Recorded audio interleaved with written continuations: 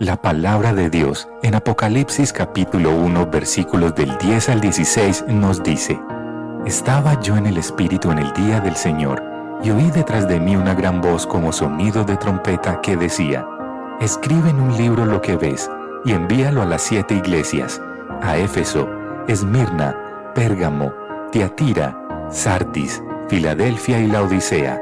Entonces me volví para ver de quién era la voz que hablaba conmigo, y al volverme vi 7 candelabros de oro. En medio de los candelabros vi a uno semejante al Hijo del Hombre, vestido con una túnica que le llegaba hasta los pies, y ceñido por el pecho con un cinto de oro.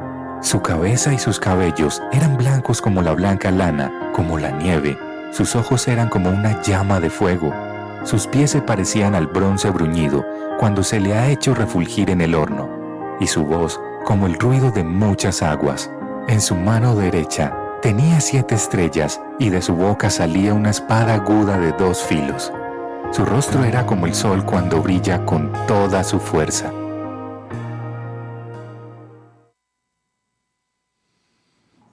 Buenos días, hermanos. ¿Cómo amanecen? Me da mucha alegría verles esta mañana. En nuestra serie sobre el que cuida de su iglesia, hoy le llega el turno a una ciudad que estuvo ubicada en una ciudad muy particular. Esa ciudad se llama Laodicea. ¿Sí? Laodicea. Ahora, esta ciudad tiene un asombroso parecido con Medellín. Y eso fue lo que me llamó tanto la atención que decidí pues investigar un poquitico como sobre los orígenes de Medellín. Porque es que realmente ustedes van a ver y impacta la similitud que hay entre la Odisea y nuestra ciudad. Yo estaba en la búsqueda de establecer un paralelo entre las actividades comerciales sobresalientes de la Odisea con las actividades comerciales sobresalientes de Medellín. Cuando me encontré con algo que tiene tanto peso en nuestra identidad paisa y que a su vez fue tan contundente en la identidad de esa ciudad, que me pregunto si el impacto que este rasgo de la ciudad tuvo en la iglesia de ese tiempo no podría también estar presente en nuestra iglesia local, como fruto particularmente de nuestra relación personal que tenemos tú y yo con el Señor. ¿Sí me hago entender? O sea, tiene un rasgo tan particular esta ciudad, que lo tiene también nuestra ciudad, que me pregunto si esas cosas que afectaron tanto a la iglesia de la Odisea, de alguna manera no están afectando a nuestra iglesia. El contexto de lo que voy a leerles hace referencia al periodo de la historia de Medellín del siglo XVII, es decir, entre los años 1600 y los años 1700, cuando apenas se estaba iniciando básicamente el proceso de colonización en esta región. El Valle de la Aburrá fue descubierto. ¿Quién descubrió el Valle de la Aburrá?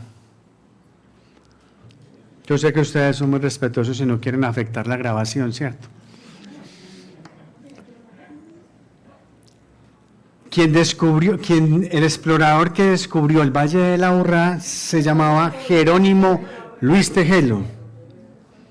Gracias.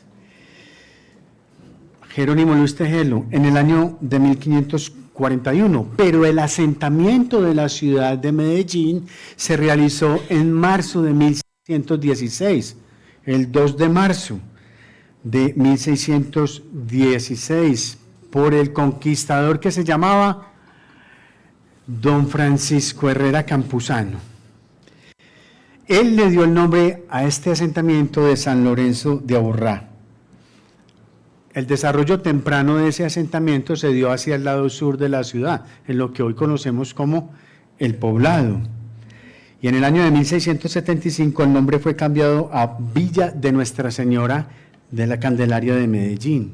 ¿sí? Ese es, digamos, como el contexto de lo que quiero comentarles. Es en el marco de ese periodo que están sucediendo estas cosas que les voy a leer el siguiente hallazgo. Lo he recortado, lo he resumido, porque esto hace parte de un documento más grande que en su momento publicó el Banco de la República. Entonces leo, en favor de todos, abro comillas.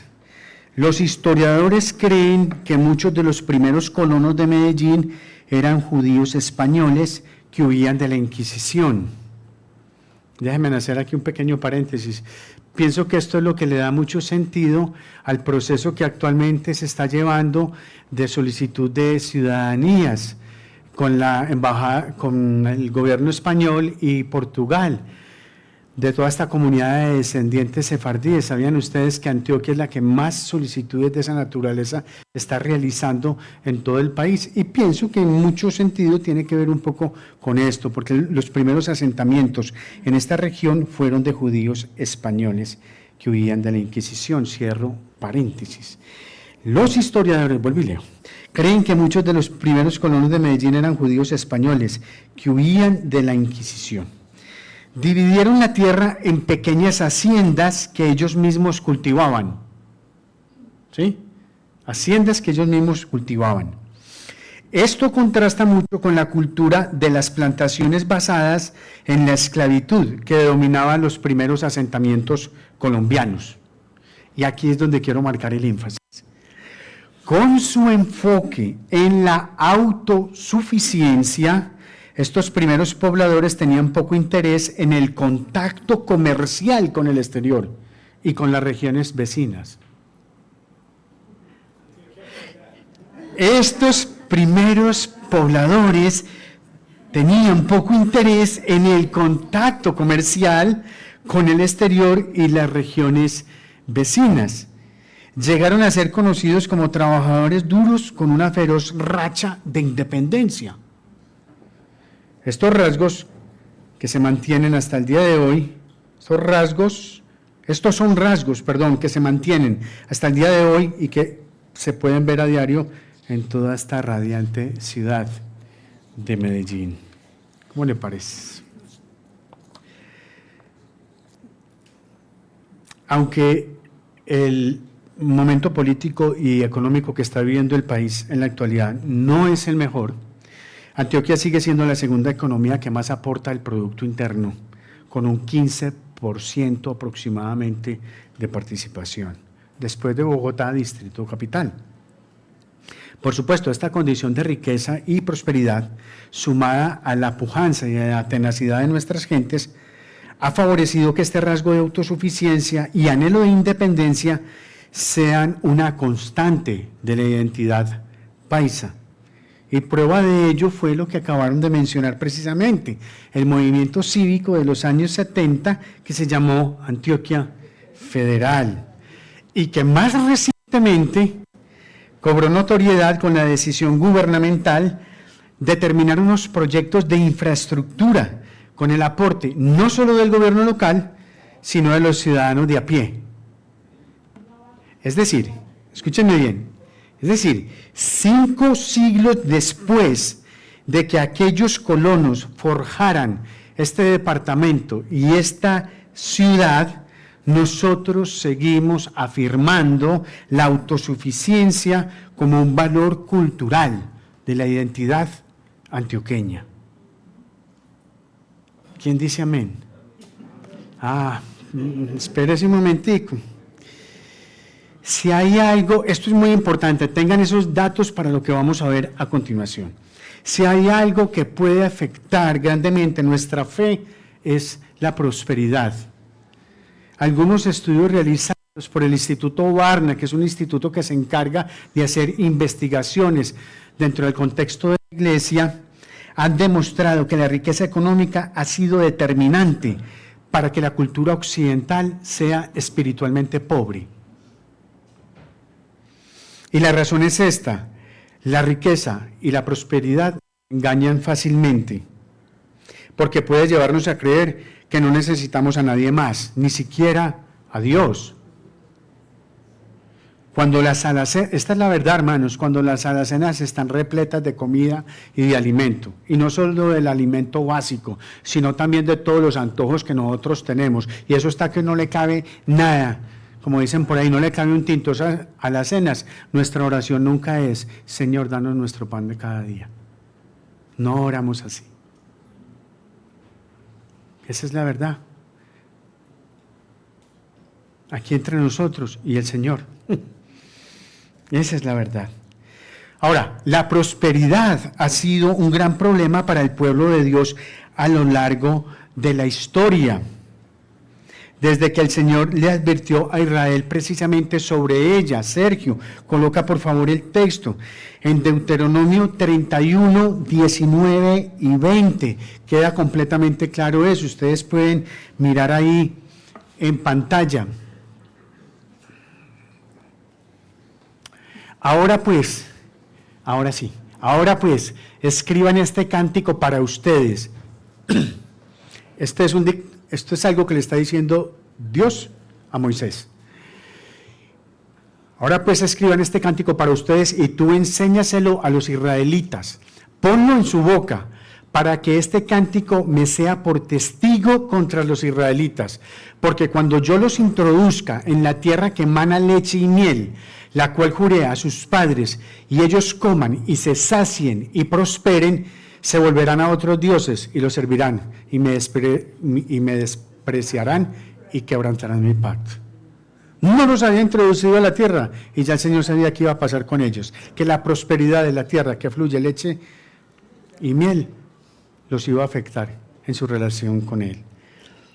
Más aún, Jesús les advirtió a sus discípulos que no almacenaran tesoros en la tierra, como dice él en Mateo capítulo 6. Este es Jesús hablando. No acumulen para sí tesoros en la tierra, donde la polilla y la herrumbre destruyen, y donde ladrones penetran y roban, sino acumulen tesoros en el cielo, donde ni la polilla ni la herrumbre destruyen, y donde ladrones no penetran ni roban, porque donde esté tu tesoro, ¿qué? Allí estará también tu corazón. Y Jesús es claro con esto. Ustedes no pueden servir a Dios y a las riquezas. El apóstol Pablo también le recordó a Timoteo que el amor al dinero había desviado a algunos de la fe, causándoles muchísimos problemas. En 6:10 dice: porque la raíz de todos los males es ¿qué? El amor al dinero, por el cual, codiciándolo algunos, se extraviaron de la fe y se torturaron con muchos dolores.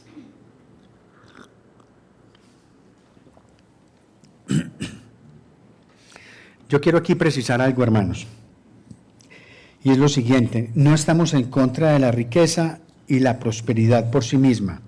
De hecho, realmente nos gozamos cuando el Señor prospera y bendice con bienes materiales a los hermanos y a las hermanas. Nos gozamos con eso. Lo que estamos diciendo aquí es que corremos un grave peligro de volvernos autocomplacientes en nuestra opulencia, confiando en nuestra riqueza y poder, y volvernos ciegos a nuestra necesidad espiritual. Eso es de lo que estamos hablando. Y el mensaje de Jesús a la iglesia de Laodicea nos advierte precisamente de esa terrible amenaza, la autosuficiencia. De manera que le pido el favor que me acompañe al capítulo 3 de Apocalipsis y vamos a estar en los versículos del 14 al 22. Apocalipsis 3, del verso 14 al 22.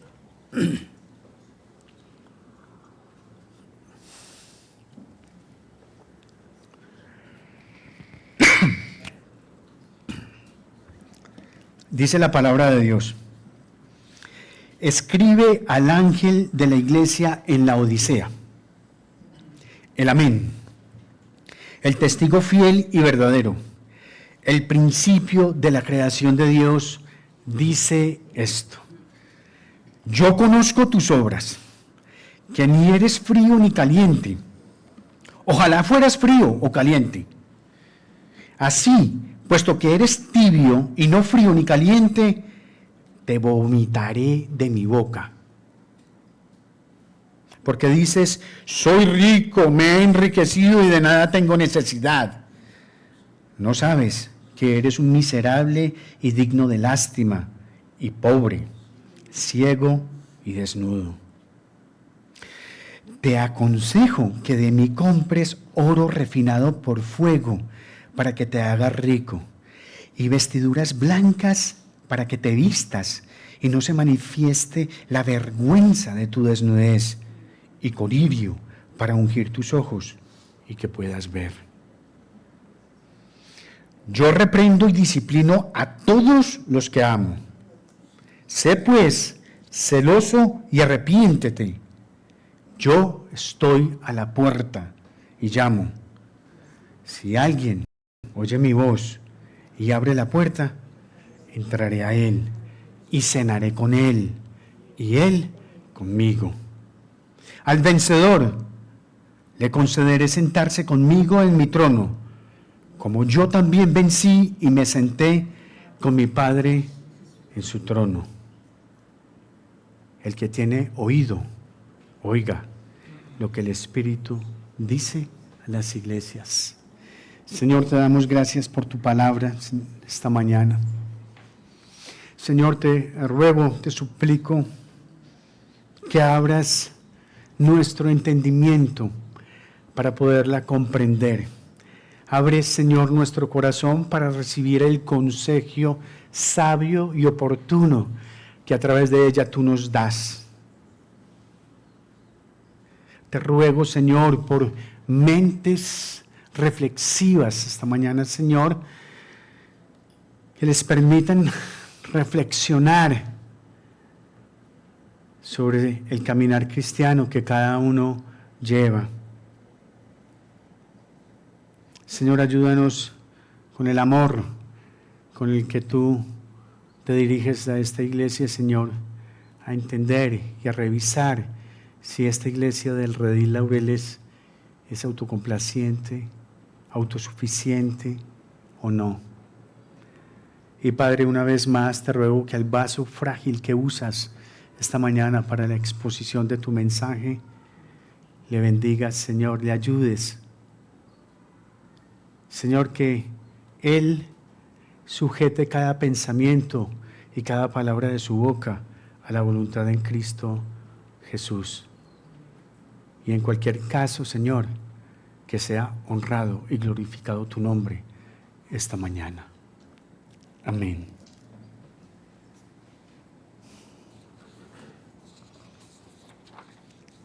¿Qué les parece?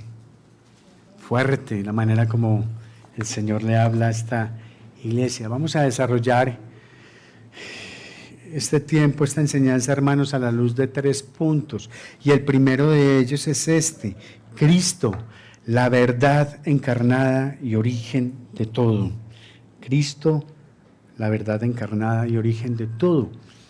Ya lo hemos dicho antes, en otras ocasiones, la situación única de cada iglesia se aborda invitando a esa iglesia a que contemple a Jesús. La iglesia de la Odisea es invitada a contemplar a Jesús como ¿qué? Lo que dice el verso 24, como el amén, como el testigo fiel y verdadero, como el principio de la creación de Dios. Ante la denuncia que Jesús está a punto de hacer a esta iglesia, Él comienza declarando que es el amén, es decir, que Jesús es verdadero y absolutamente confiable. Jesús está usando la expresión amén como un título para sí mismo. De la misma forma que en Isaías, capítulo 65, verso 16, lo tiene en pantalla, lo usa. Dice la Escritura, porque el que es bendecido en la tierra será bendecido ¿por quién? Por el Dios de la verdad. Y el que jura en la tierra jurará ¿por quién? Por el Dios de la verdad. Porque han sido olvidadas las angustias primeras y porque están ocultas a mis ojos. Aunque el español no nos permite visualizar esto de la manera correcta o precisa mejor, la traducción literal de la frase que allí está resaltada, el Dios de la verdad, en el original en hebreo es el Dios del amén. El Dios de la verdad es el Dios del amén. Como el amén, Jesús personifica la verdad. Él es el único fundamento seguro sobre el cual pueden ser construidas nuestras vidas, porque cualquier otro fundamento distinto a Él se va a derrumbar por sí solo, o sencillamente Dios lo va a tumbar. Vivir a la luz de Jesús como el amén es reconocer que las otras cosas sobre las cuales nosotros depositamos nuestra confianza no son verdaderas ni seguras, puesto que lo único seguro, puesto que lo único que es cierto y lo único que es confiable es Jesucristo nuestro Señor, el Hijo de Dios. Cuando Jesús se está presentando como el testigo fiel y verdadero, no solo está reafirmando su condición de ser el amén, sino que también significa que Jesús es la expresión perfecta del carácter y de los propósitos de Dios. Todo lo que Él dice es verdadero en cuanto a Dios, en cuanto a los hombres, en cuanto al mundo y en cuanto a la iglesia. Y esto es claro, hermanos, el testigo más confiable en todo el universo es aquel que precisamente ha estado ahí desde el principio. El apóstol Pablo lo dice claramente en 2 de Corintios, capítulo 1, versículo 20. Él declara las promesas de Dios. En Él todas son ¿qué? Sí, sí, que es amén. Por eso también, por medio de Él es ¿quién? Nuestro amén, para la gloria de Dios. No hay un testigo en todo el universo más confiable que aquel que puede ver hasta las profundidades más recónditas de nuestro corazón. Por su palabra y por su testimonio, Jesús nos muestra lo que significa vivir a la luz de los propósitos de Dios para el mundo. Él no solamente es nuestro Salvador, eso es ser bastante reduccionista. Jesús también es el modelo de la verdadera humanidad, de la humanidad perfecta y de la verdadera vida en el reino. Sentado a la diestra de Dios Padre está uno que es 100% Dios, pero que también es 100% humano. Amén. Cuando Jesús se nos presenta como el principio de la creación de Dios, nos está diciendo que en Él todo el universo, incluidos nosotros mismos, encuentra su origen, su propósito y su futuro. El camino y la personalidad de Jesús están escritos no solamente en las Escrituras, hermanos, sino en nuestro propio ser. Su huella está en cada célula de nuestro cuerpo y cada aspecto de la vida funciona mejor en armonía con Jesús. Es decir, lo digo de otra manera, cada aspecto de la vida necesita ser puesto a los pies de Jesús para recibir su dirección y su sabiduría. Sin Él no hay perdición. Quien con Jesús no recoge, desparrama, dice la Escritura. En este punto entonces, hermanos, Cristo se nos ha presentado como la verdad encarnada y como el origen de todas las cosas. Ahora, esto era muy necesario para esta iglesia que escuchara estos títulos del Señor, sobre todo a causa de la mentira que se estaban creyendo y de la actitud de arrogancia que tenían precisamente a causa de las riquezas, lo cual nos lleva al segundo punto del mensaje, precisamente, la iglesia autosuficiente. Como hemos visto en casi todos los mensajes de las iglesias, Jesús inicia el mensaje con algo alentador de esa iglesia. Si lo recuerdan, a veces dice, tengo a favor de ti que detestas esto, pero permites aquello. En fin, siempre hay un mensaje alentador a las demás iglesias, pero en cambio, de la iglesia de la Odisea, Jesús no tiene nada bueno que decir, pero nada, hermanos, nada. Es una tragedia.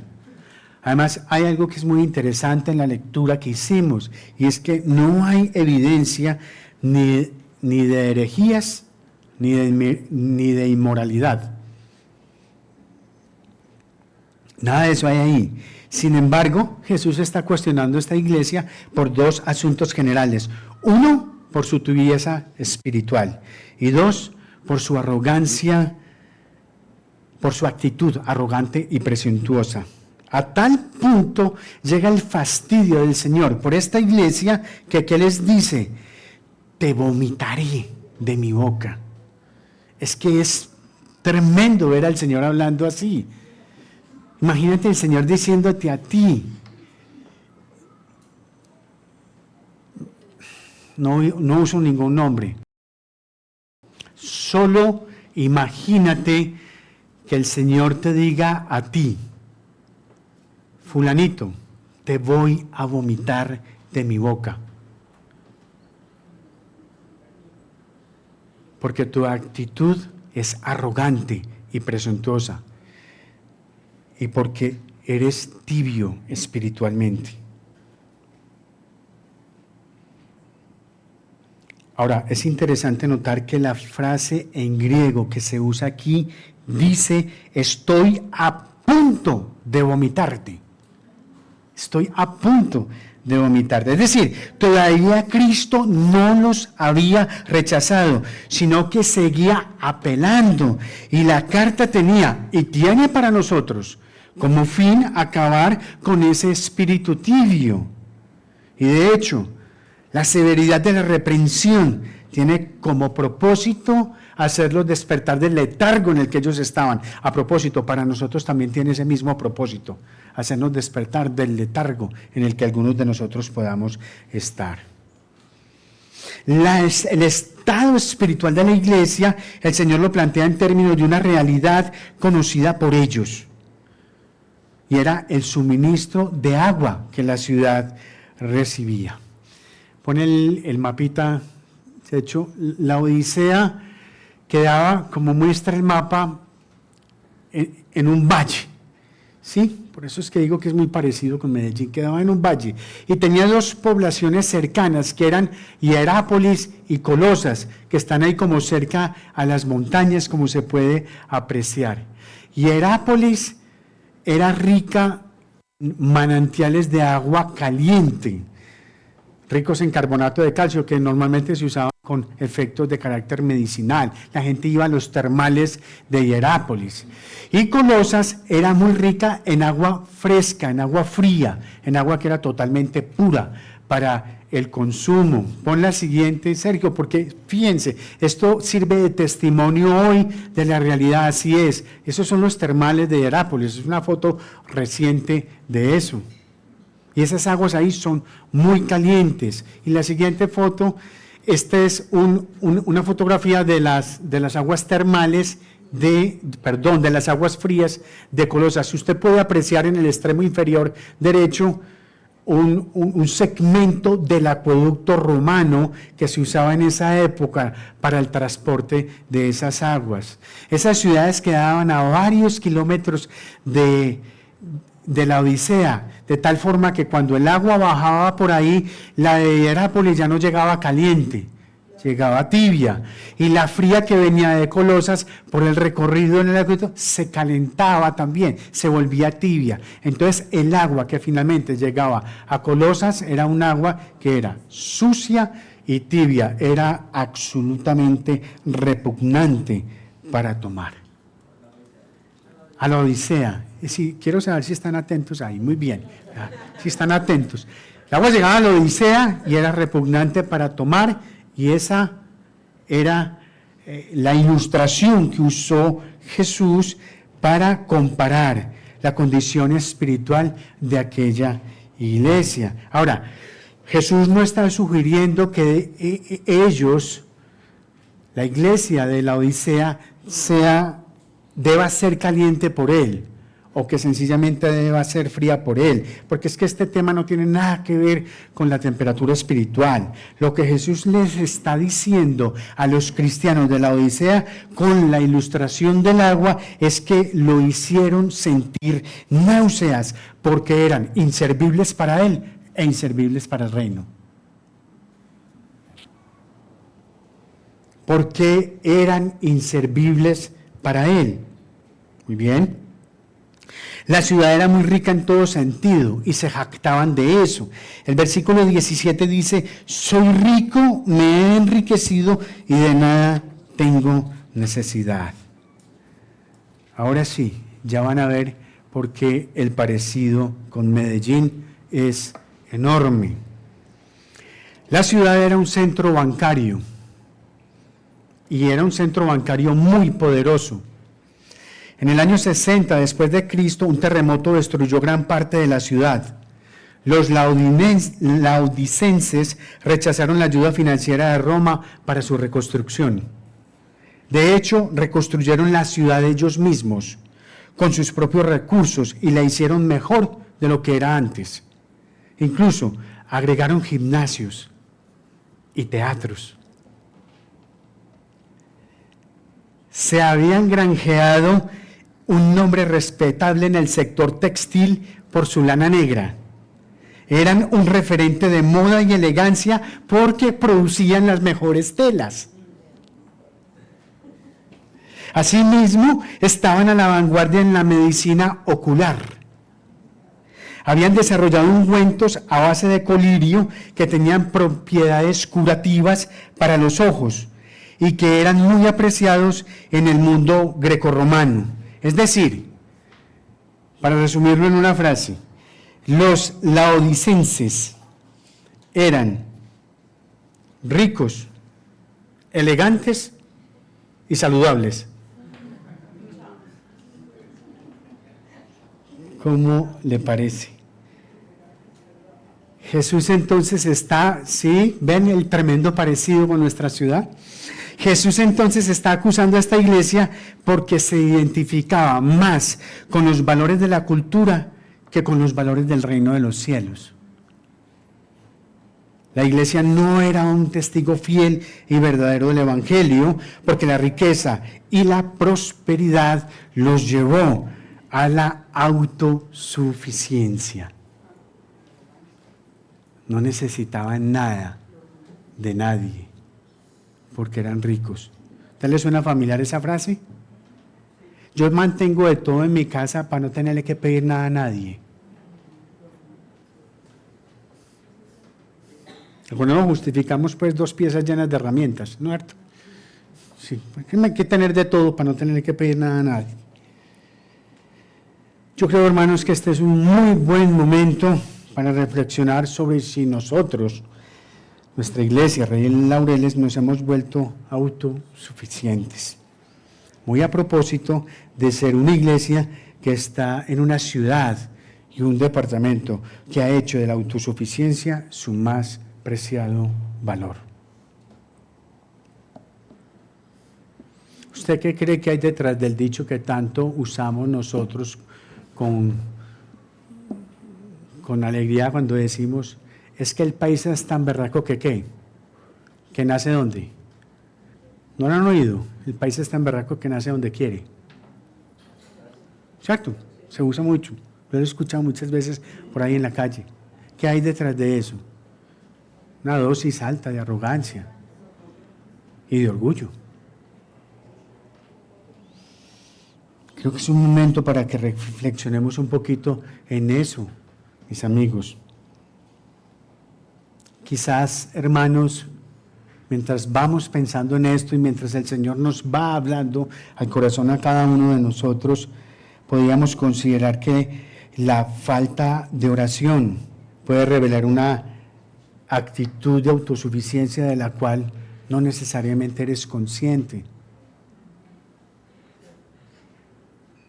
Cuando nosotros vivimos con la comodidad que nosotros vivimos, porque realmente en términos generales nosotros vivimos con muy buena comodidad. Hay millones de personas, hay naciones enteras en el mundo que no viven ni siquiera como vivimos nosotros. ¿Cómo es nuestra propia vida de oración? ¿Nuestra vida de oración revela dependencia al Señor o revela independencia? ¿Por qué te pregunto? ¿Por qué te invito a reflexionar en eso? Por las veces como a veces nosotros procedemos, hermanos. Nosotros desarrollamos el proyecto, el plan del negocio que queremos. Y somos tan buenos que lo organizamos, lo ponemos en la pantalla, bueno, ya no lo imprimen, pero en la tablet la colocamos allá en el altarcito de oración. Señor, te pido que si es tu voluntad bendigas esto. O sea, ya al Señor le estamos diciendo, mira, te informo que este es el plan de acción a seguir. Te pido pues que si te da tu voluntad, lo bendigas. ¿Qué tal si invertimos la oración y vamos a Él y decimos, Señor, tantas cosas, Señor, que hay? Yo te ruego y te suplico que si esto hace parte, me ayudes a elaborar este proyecto, me indiques cómo hacerlo, de qué manera puedo honrar y glorificar tu nombre a través de esto. Creo que cuando nosotros invertimos los órdenes a veces en nuestras oraciones, nosotros podemos colocar nuestra vida y nuestras cosas en unos niveles de mayor dependencia del Señor. No es un regaño, hermanos. Otra vez estoy invitando a que reflexionemos seriamente en esto, porque somos una iglesia que está en medio de una cultura. Sí, yo conozco a muchos de ustedes, hermanos, y sé que varios de ustedes se han reinventado con negocios y con cosas. Entonces eso es fácil que a uno se le infle el pecho, pues, y reviente botones de la hinchazón tan grande que uno tiene, porque uno es muy tremendo, muy duro. Es para que reflexionemos en esto, hermanos. ¿Nuestra oración revela confianza en el Señor o confianza en ti mismo? Pensemos en eso, hermanos. Otro indicador de autosuficiencia puede ser nuestra voluntad de vivir la vida cristiana aislada de otros creyentes. A veces es muy normal que muchos de nosotros nos estemos mudando de ciudad o de región para obtener un mejor trabajo, sin considerar si hay una iglesia saludable al lugar al que vamos, lo cual tiene el potencial de no haberla, de llevarnos a ser tibios y a algunos hasta a enfriarlos.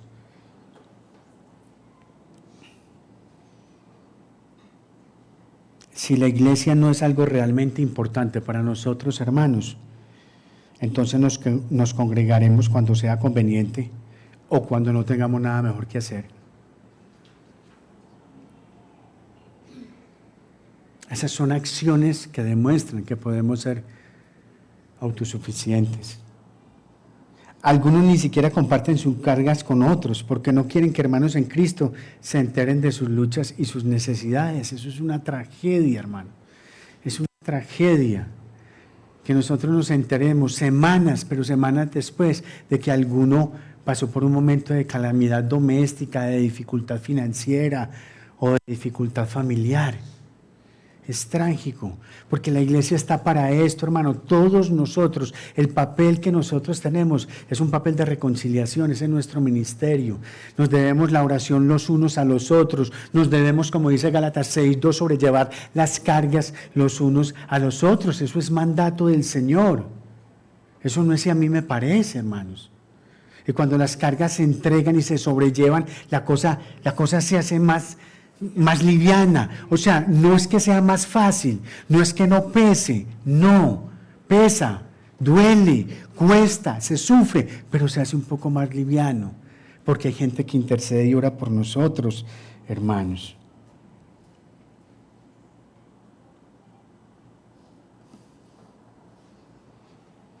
Cuando nosotros no corremos a Jesús o a las bendiciones que Él ha provisto para nuestros tiempos de necesidad, probablemente, hermanos, nosotros estamos reflejando algo de autosuficiencia.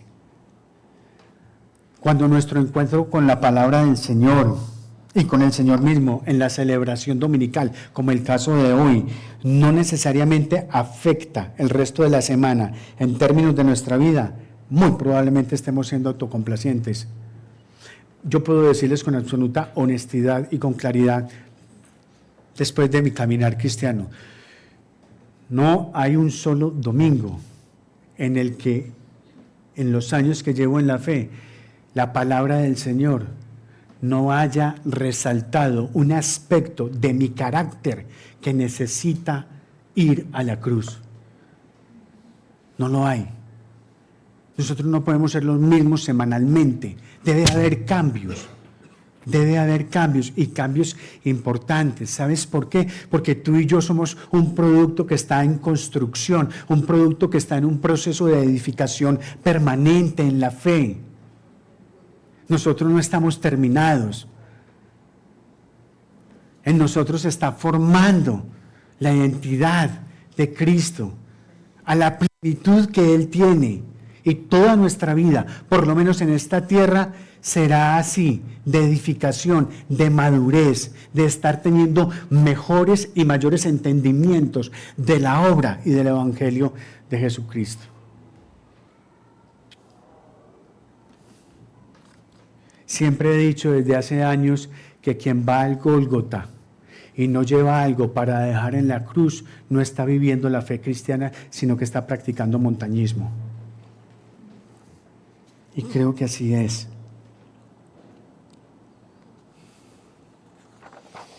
Cuando nuestra fe no nos lleva a vivir de manera muy diferente de quienes nos rodean, estamos siendo autosuficientes. Cuando somos laxos con nosotros mismos en lo que respecta a los asuntos de santidad, estamos siendo realmente autosuficientes. Lo que quiero que vean es que todas estas cosas que les he mencionado no tienen nada que ver con el bolsillo. Esto no se trata si tu billetera está más gorda o no está más gorda. No, hermanos, no. Esto tiene que ver es con la actitud nuestra, con una actitud que, ojo, puede estar muy influenciada por el valor cultural en la ciudad en la que nosotros vivimos. Y esa es la invitación a la reflexión. Quiero también decirles algo, hermanos, que debemos tener presente, que la mayor amenaza que enfrentamos en la actualidad como iglesia no son las legislaciones gubernamentales en contra de la libertad religiosa, no es la persecución religiosa abierta, y tampoco son los falsos maestros ni la mala doctrina, aunque esas cosas son muy importantes, claro, todas esas cosas que menciono son muy importantes, pero no son la mayor amenaza.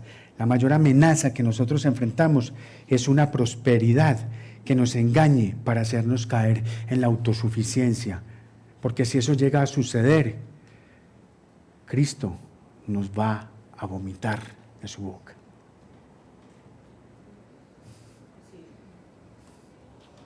A eso tenemos que ponerle mucho cuidado. Y una vez más quiero hacer una precisión. El Evangelio no está en contra de tener prosperidad y riqueza, no. Sin embargo, una actitud piadosa reconoce diariamente que todo lo que tenemos proviene de las manos generosas de nuestro Creador, no de nuestro salario ganado con mucho esfuerzo, ni de nuestras habilidades para hacer dinero, sino por un acto de bondad y de misericordia del Dios Creador, dueño de todo cuanto existe. Esa es la verdad.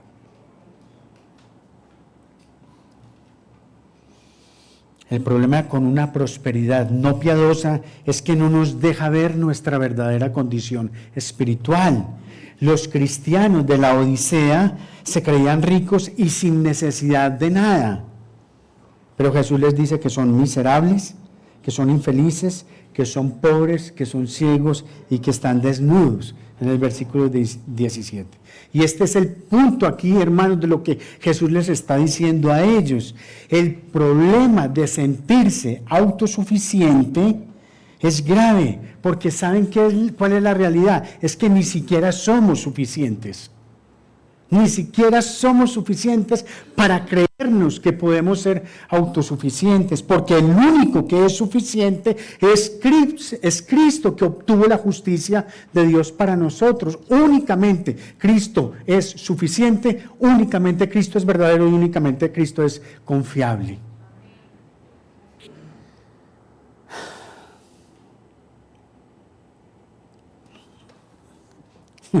Los cristianos de la Odisea se jactaban de su autosuficiencia y ellos actuaban como si no necesitaran a Cristo. ¿Saben? Lo habían dejado fuera. Ya no estaban andando en la fe y no estaban depositando su confianza en el Señor. Ustedes pueden creer, Cristo fuera de la iglesia, es decir, Cristo fuera de una iglesia cristiana. Sí, porque lo dice el texto, Jesús está tocando la puerta de su propia gente. Nosotros todos aquí reunidos. Y John Carlos afuera. ¿Quién es? Yo soy Jesús de Nazaret.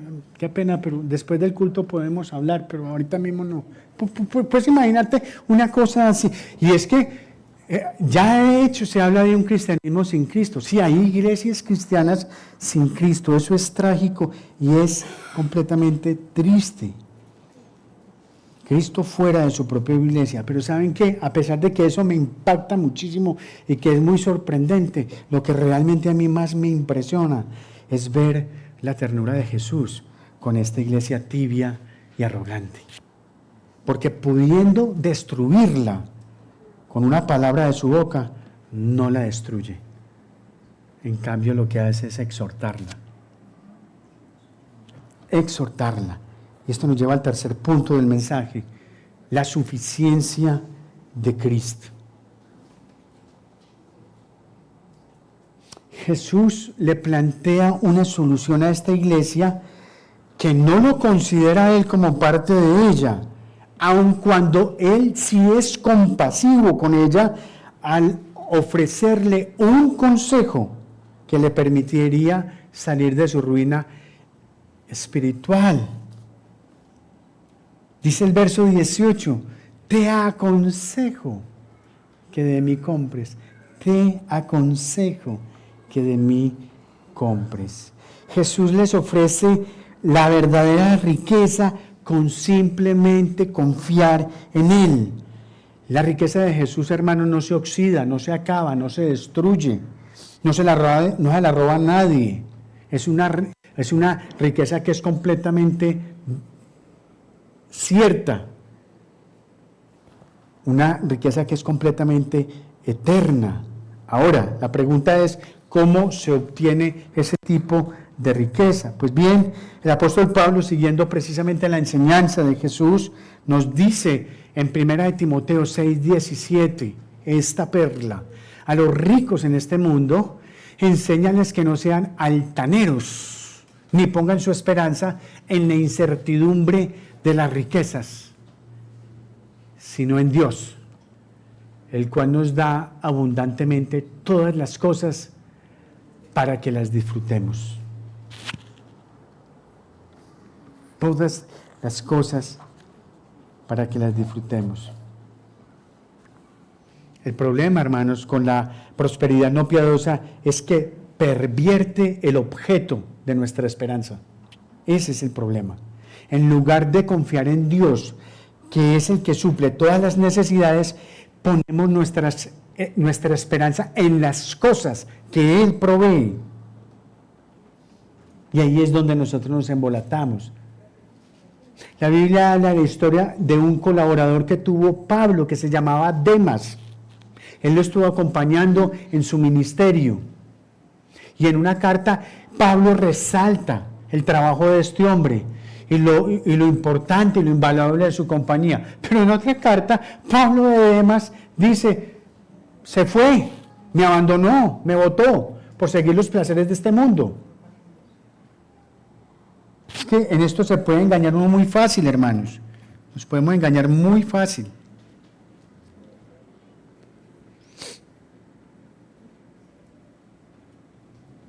Solo cuando orientamos nuestra esperanza hacia Dios, podemos ser generosos y ricos en buenas obras.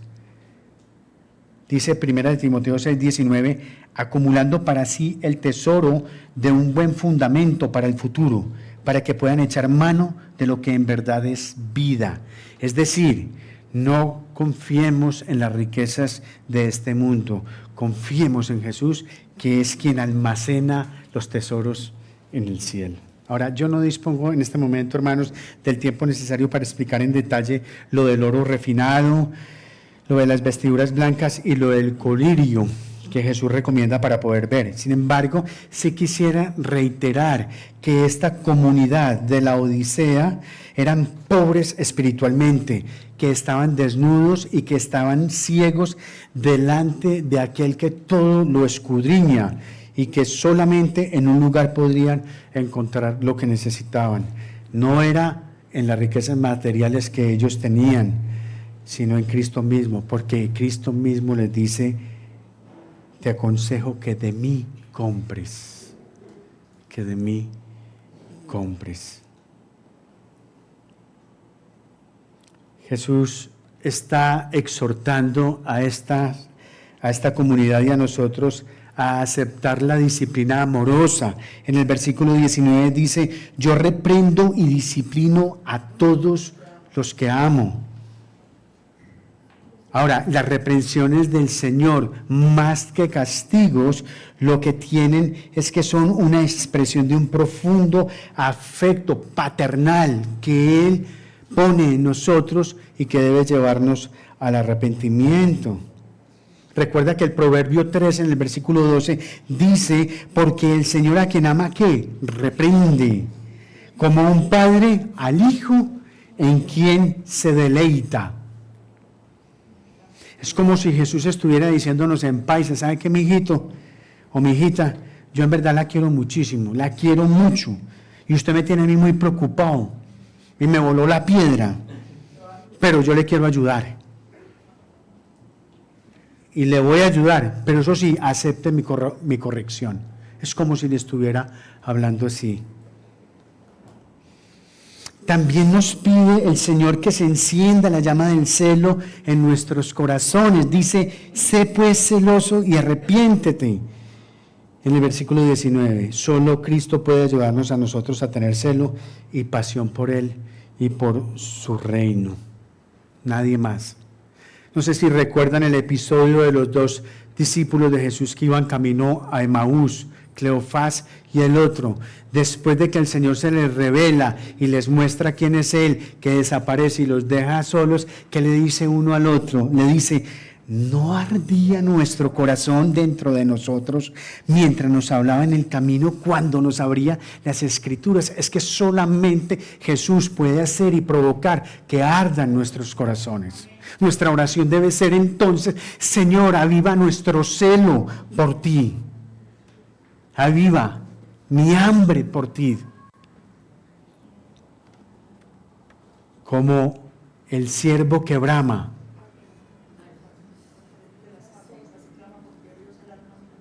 Así clama por ti, oh Dios, el alma mía. Eso es lo que el Señor puede hacer por nosotros. Ahora, otra cosa muy importante, hermanos, es que somos tan reduccionistas a veces. El arrepentimiento no es algo que hacemos solamente para volvernos cristianos. Para algunos es arrepentirse una vez y una vez me arrepentí, me he arrepentido para toda la vida. No, eso no funciona así, hermanos. No, y menos con ese corazón tan engañoso nuestro. El arrepentimiento también es algo que humilde y continuamente hacemos cada vez que somos confrontados por algo que debemos cambiar. Martín Lutero, en sus 95 tesis, inicia diciendo esto. Mire lo que dice la pantalla. Toda la vida cristiana es una vida de arrepentimiento. Si dejas de arrepentirte, empezarás a ponerte tibio. La respuesta de Jesús, hermanos, a la tibieza de esta iglesia y a la tibieza tuya y mía es una palabra compasiva de gracia. Te aconsejo que de mí compres. Pero también es una invitación amorosa. Yo estoy a la puerta y llamo. Si los cristianos de la Odisea reconocen su autosuficiencia y se arrepienten, si los cristianos del Redil Laureles reconocen su autosuficiencia y se arrepienten, abrirán la puerta y dejarán entrar a Jesús. Y los que vienen a Jesús y confían solo en Él para obtener su riqueza, su justicia y su vida, el Señor les ofrece un lugar en su mesa.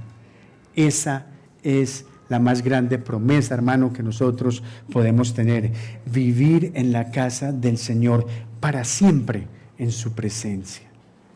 Sin embargo, hay más. Miren lo que dice el versículo 21. Hay más. Al vencedor le concederé sentarse conmigo en mi trono, como yo también vencí y me senté con mi Padre en su trono, dice el versículo 21. ¿Y cómo venció Jesús? Es la pregunta. ¿Cómo venció Jesús? Pues bien, cuando Jesús caminó por esta tierra, hermanos, Él fue un testigo fiel y veraz, incluso hasta la muerte. A través de su mansedumbre, Dios afirmó el poder con el que se ha hecho todas las cosas más maravillosas. Un poder que precisamente se obtiene a través de la debilidad. Jesús se hizo pobre para que nosotros nos hiciéramos ricos. Se hizo pecado quien no conoció el pecado, para que nosotros nos convirtiéramos en la justicia de Dios. La riqueza que Jesús nos ha dado la podemos ver a través de la cruz. Recorrió un camino marcado por el sufrimiento y por el dolor para salvarnos, pero el Padre lo reivindicó a Jesús de entre los muertos el tercer día y lo exaltó, lo resucitó, lo exaltó a su diestra. Precisamente por fe en Él estamos unidos a Jesús en su vida, en su muerte, en su resurrección y en su exaltación. Hemos sido adoptados como hijos y en el último día, en lugar de ser juzgados, también seremos reivindicados delante de nuestros enemigos. Esa es la promesa del Evangelio de Jesús. Hermanos, concluyo con esto. La verdadera riqueza de la iglesia se encuentra en el Evangelio de Jesucristo, ni en la prosperidad de la ciudad, ni en la prosperidad personal, única y exclusivamente en Cristo, que es donde están escondidos todos los tesoros y la sabiduría de Dios. Oremos, hermanos.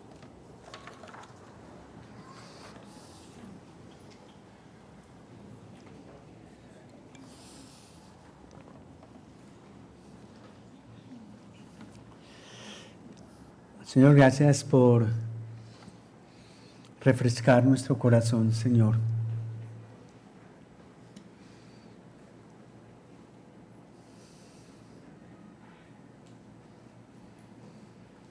No sé en qué condición está el corazón de cada uno de mis hermanos, de mis hermanas. Eso solamente lo conoces tú, Señor.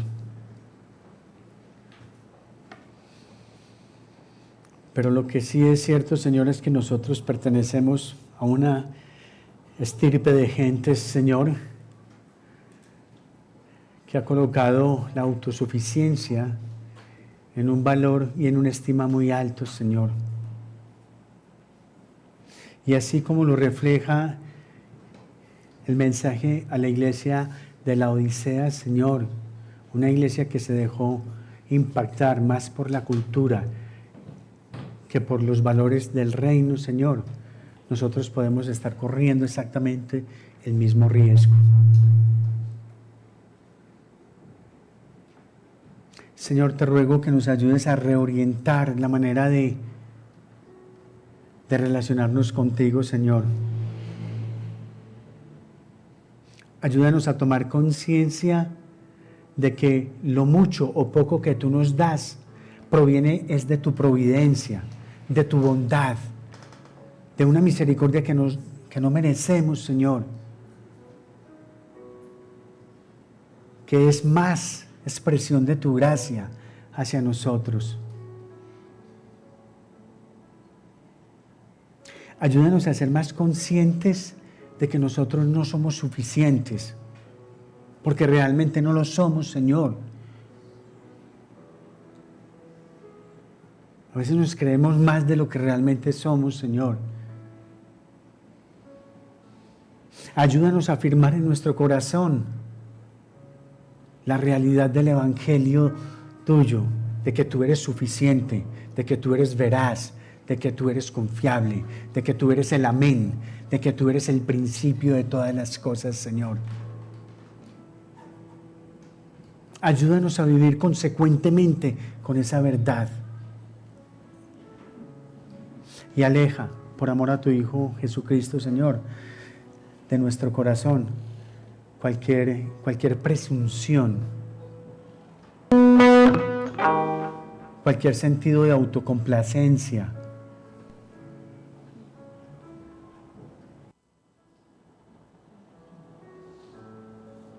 Ayúdanos, Señor,